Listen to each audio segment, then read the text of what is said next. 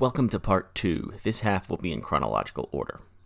We open volume 3 with strong female lead still missing, and the group arguing who would be best to replace her as leader. Wait.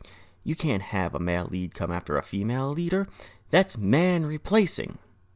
Kirkman steps in to say that he is the only one qualified as he has written the top-selling comic on zombies in history, and to the naysayers, not just because he is the top zombie comic book creator, he has also spent years researching the zombie before writing the comic and has a notebook with all his findings and the location of a secret government facility held within said notebook, and the reason he knows about the facility is because his brother works there. He tells them the notebook was left in his hotel room that he was staying in before Comic-Con fell to the zombies. So, with Kirkman leading the way, they plan to get to his old hotel room and recover the precious notebook, then get out of the city. But once outside, leaflets start to flutter down from the sky. At first, they're excited because this means there are people still alive outside San Diego, until they read the message, and it tells them to get out because they're going to nuke the city. Mal Michonne is like, "Are we sure this is real? It could be a hoax." Kirkman is like, "I'm not sticking around to find out if the threat of imminent nuclear annihilation is real." Yes, zombies are now real, and you're going to question whether or not the government telling you that they're going to nuke a zombie-infested city and you need to get gone is real, even though you should be getting out of a zombie-infested city anyway, because it's infested with zombies. So they split up with Pinky and Kirkman going for the notebook and the rest of the group trying to find some wheels. Apparently there was a car show in the parking lot of the con featuring rip-offs of some of the greatest pop culture cars of history. Sniper hotwires the Not Turtle Van and the Not Batmobile. Meanwhile, Mal Michonne is tearing through the city trying to find strong female lead. Pinky and Kirkman make it to his hotel room only to find it infested with zombie strippers. They must have died from the lack of simps to give them money. Kirkman denies that they were his and asks Pinky to dispose of the undead hoes, which she does, right out the window. They find the notebook and get ambushed trying to leave. Back at the fan car carjacking in progress, Sniper and Natalie head out as zombies start to come their way as well. Pinky and Kirkman die hard their way out of the hotel. Both groups on the run from the zombies converge at the train tracks, but on opposite sides as a train speeds in, leaving Pinky and Kirkman to the horde. The door from one of the cars slides open, and we find Hamburglar and Robbie Boy, minus one infected arm, unloading into the horde. The crew has a heartfelt reunion, with Kirkman warning those are the leading cause of death in zombie tales. The one-armed Robbie Boy and Hamburglar plan on heading north with the train. Kirkman, though, is all like, "We have to continue heading east to this super-secret compound that I've been telling you guys about that's not all just something my insane brain has made up." Natalie is like, "Let's just get out of the bullseye of the nuke before it drops, to the shock of our two reunited compatriots. So get in your nerdmobiles and ride!" And they do. On the way out, Pinky wants to know how the one-armed Robbie Boy, lost his arm. They start to tell them the tale about what happened after they were separated. They ended up escaping into the sewer, and after being flushed out to sea were attacked by a zombie shark, but he still managed to escape with said now missing arm. A sailor found them, and on their way to a helicopter, when shing goes his arm in the blades. Pinky is then told to shut up and let them tell the story. And the way it actually went down was, like the giant dorks they are, the two started fighting getting into the helicopter, which caused them to lose the crew and eventually crash on the other side of the Mexican border, with the chopper landing on Robbie Boy's arm. With zombies closing in, Hamburglar had no choice but to hack it off machete style. Once healed enough, they headed back for San Diego. They then stop and watch the fireworks. I was a young kid at the end of the Cold War, and I remember being told if you could see the mushroom cloud, you were already dead. And thus, the end of our story ends. Oh, wait, no, there's more. From the ashes of nuclear waste, something has survived. Still just on the outskirts of Vegas, Pinky and Kirkman seem to be moving into hookup territory as the others decide continuing to follow Kirkman's plan is probably their best option. We then cut back a few hours before the nuke detonated. Male Michonne is searching for strong female lead and soon starts to have more zombie attention than he was hoping for. Strong female lead, however, is like, I don't need no man to save me. Jacks Male Michonne's ride and saves him. Male Michonne informs her that the nukes are coming and they decide to get out, with Male Michonne riding bitch, of course. They haul ass and get out of town, but wreck and scurry into a cave, hoping it'll be enough to protect them. And the imagery goes all T2 Judgment Day on us. Back at the main crew, they end up crashing into a zombie roadblock. They start to fight them off, but Kirkman is like, amateurs. And apparently the turtle van was packing some serious non-ninja hardware. Kirkman goes full zombie slayer. They abandon the van and move on. Meanwhile, Male Michonne and strong female lead come to, and she realizes her fiery vision was just a dream, and that they have survived. Then the others pile into the rip-off Batmobile, but it's a little small. Kirkman puts a gun to Sniper's head and tells him to drive, leaving Hamburglar behind. Sniper takes off, Hamburglar running after.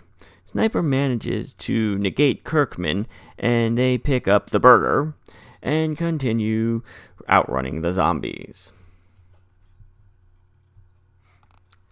They stop off at an abandoned convenience store, and the group is starting to question how stable Kirkman might be, so they devise a plan to test him and what he'll do. So Sniper tells him that they think Pinky may have been bitten in their last scuffle and wants to know what they should do. Without a word of hesitation, Kirkman turns and BAM! Shoots Pinky, to the horror of everyone else. I will say I like seeing a decisive character in a zombie story that doesn't hesitate given all the zombie lore, and in a world where we know it's all true, but at the same time, how stupid do you have to be to tell someone who you know is a full-blown zombie story nut and may just be a few rounds short of a full clip that you think one of your own has been bitten, which Kirkman lets be known. They come to the assumption that the super-secret compound must have medical supplies and decide to continue on to save Pinky. They find a new van, although not a super-craptastic rip-off one, and move out. They begin to make their way down the Vegas Strip and are ambushed by the biggest horde yet. It's an all-out running gun battle. They then end up meeting back up with Male Michonne and strong female lead. They haul ass once again as they realize that there's a giant irradiated zombie right behind them. Kirkman tosses Sniper a grenade, and Sniper thinks he's trying to kill him. Natalie tells Sniper he didn't pull the pin, he's just giving them ammo, as they begin fighting their way out of another zombie-infested area. Sniper then gets another strange feeling about Kirkman, and this time proves right as he shoots the tire out of the rip-off Batmobile, sacrificing Sniper and Natalie to the giant radiation zombie. As it closes in on them, Sniper pulls the pin on the grenade and ends the giant irradiated zombie. The rest of the crew find the super-secret compound only to realize nobody is there as well. The one-armed Robbie boy asks what happened to Sniper and Natalie, and Kirkman tells the crew that they sacrificed themselves to save the rest of the group. Hamburglar then says he thinks he's figured out where the government dudes have gone. And we see a room full of space capsules. We then have Hamburglar, Kirkman, Pinky, and a zombie, tell me if you've heard this one before, approaching a space station. And we get our Neil deGrasse Tyson and Bill Nye the Science Guy stand-ins. This part of the story is told in reverse, as they let us know, so I'll just get the main points out of the way. What happens are, before mentioned, three find a zombie, and in the totally secret base that turned out to be real, Kirkman wants it alive. They struggle with it, screw up, fall into a space capsule, and get launched into space. Once there, Pinky tells Kirkman about Big Mac and how they all kissed thinking he had antibodies. Kirkman asks her to kiss him and make him immune as well, and she does. He wants to then find a zombie to kiss. Listen, pal, everybody's got some sort of fetish, but yeesh! This is getting into 50 Shades of Zombie territory. Back on Earth, one-armed Robbie and Male Michonne are fighting over strong female lead. We find out the zombie they caught is Kirkman's brother, and the chapter closes with Hamburglar maybe of having a bite taken out of him. The next chapter opens up, showing us in more detail how the previous one went down chronologically. Neil deGrasse Tyson opens the pod and finds our three morons, who immediately profess their non-zombiness. Bill Nye wants to know how they found their way up there because they figured it would take any survivors a really long time to find the secret base because, well, it's a secret. Kirkman explains that his brother worked with them, and this is how he knew about the base. deGrasse tells them to get off the box they're sitting on and come on in. The three then ask if they liked Kirkman's brother because they brought him along and have had a zombie in a box the whole time. Surprise! The rip-off-your-face kind. Back on Earth, our other three morons flip a coin and decide to follow the first three. Back in space, they cart the zombie in a box off to the lab. Hamburglar wanders off to find a place to rest. Meanwhile, the scientists want to end the brother zombie, as they see the makeout cure is not working. Kirkman starts to come more unhinged again and asks them not to kill his brother, that they don't know what he's been through and they don't know what he's capable of. Oh, but we do. Then the monitor bleeps, and the cure seems to be slowly working. They all retire to celebrate the breakthrough, leaving Bill Nye to guard the recovering zombie. Pinky is bummed about her brother, and Kirkman tells her that he sacrificed himself honorably. Bull! Bull! Lying to get into her pants. Not to mention, isn't he like 40 and I think she's like 14, which is getting us into a whole other territory of things that maybe shouldn't be coming up in this type of story. To the space station, but find themselves stuck, unable to open the hatch and get inside the station. Back at Zombie Post 1, Bill Nye is attacked.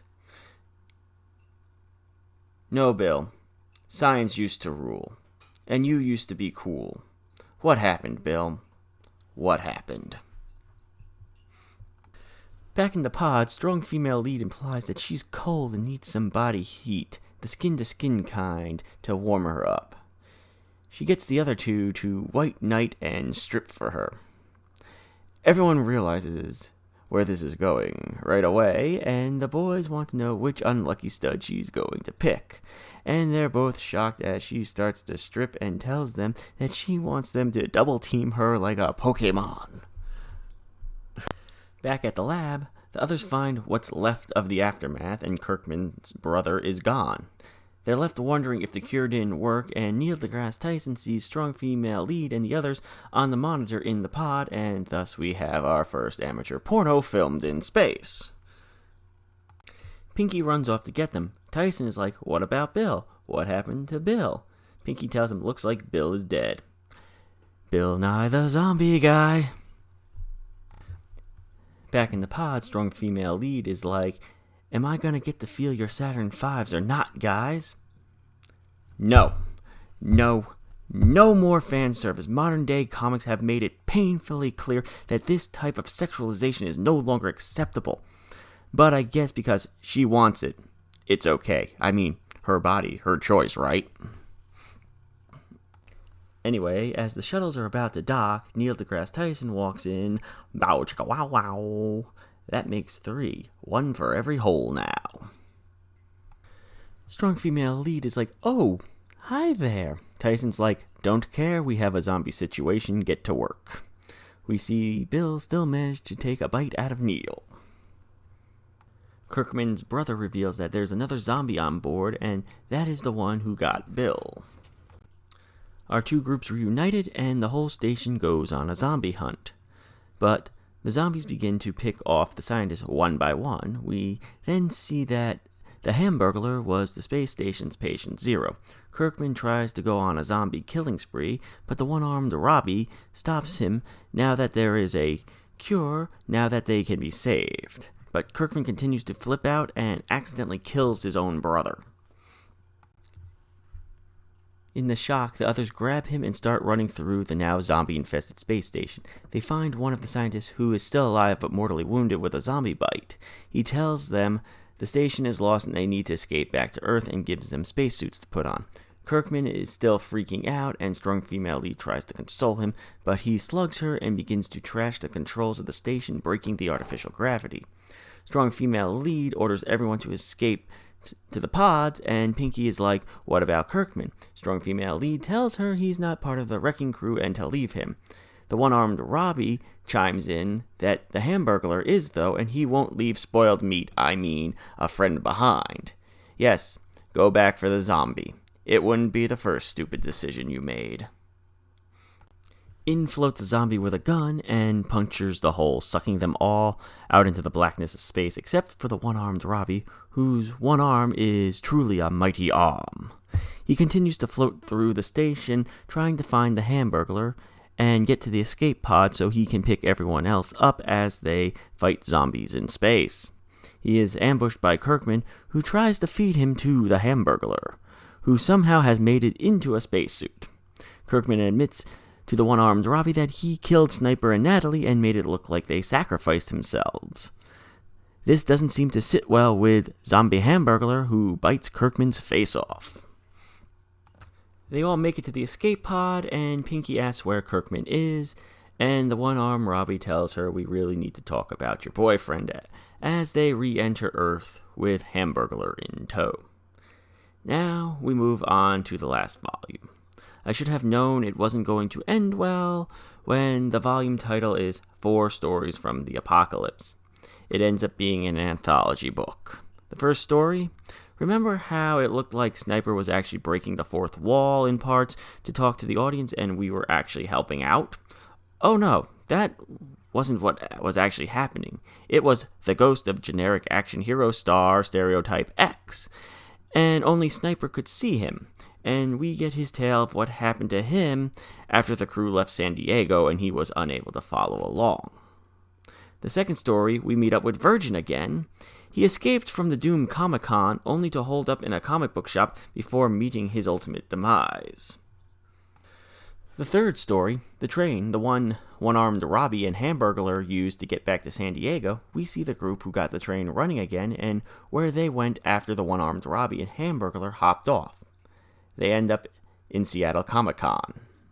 The final story, which serves as our series end, is actually the creators of Fanboys and Zombies and other Boom Studios workers going to San Diego Comic-Con to promote the series. They regale us with what the next issue we're not going to get will contain, and then a zombie outbreak occurs just like in the beginning of the series. The Boom Studio creatives hide, and one of them reveals he's been bitten and that they're all zombies now. And that is how we end it. It was all just a comic book within a comic book.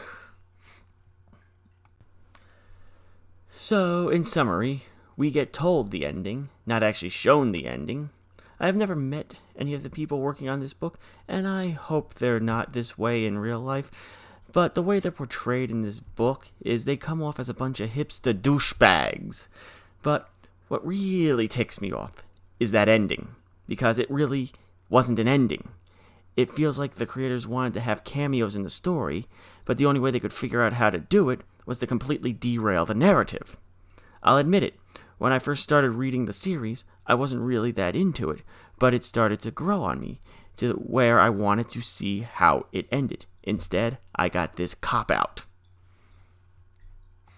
I'd like to give the series a higher rating and a recommendation, but I just can't in good faith with that BS of a non-ending. As for next time, I think we're going to do a little bit of soul chasing. See you then.